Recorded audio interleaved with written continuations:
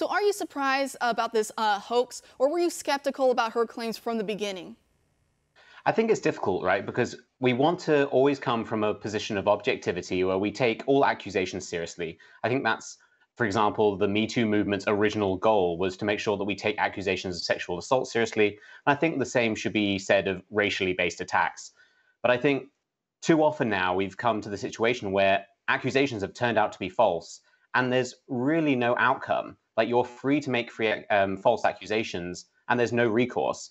So unfortunately, I'm seeing a pattern where people are getting into the habit of simply not believing accusations, which of course is worse when people actually come out with real accusations and aren't taken seriously.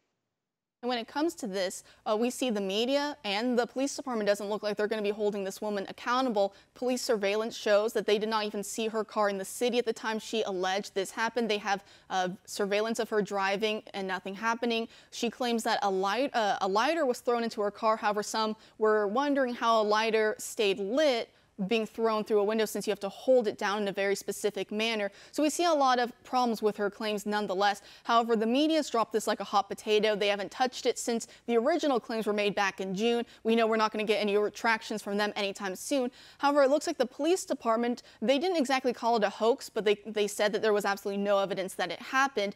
I don't see any evidence on that front that we're going to see charges brought of any false police reports being filed. What does it say to you that it seems like these situations, as you were pointing out, never the person pushing these stories never seems to be held accountable for their actions? Well, it's just going to encourage people to make false claims with the hope that they'll either get attention or that they could see someone falsely charged. I mean, going back to the Jussie Smollett case, or as Dave Chappelle said, Jussie Smollett, which I think seems far more appropriate.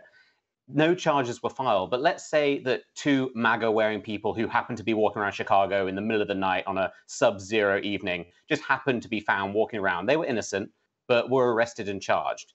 Would Jussie Smollett have come out and said, actually, I was making the whole thing up? In all likelihood, he wouldn't have done. And in this case, it's exactly the same thing. I don't think Bernstein would have said that, oh, I was actually making it up. Like, these are real people's lives at stake. It's all very well making a false accusation. No one's arrested. Nothing comes of it.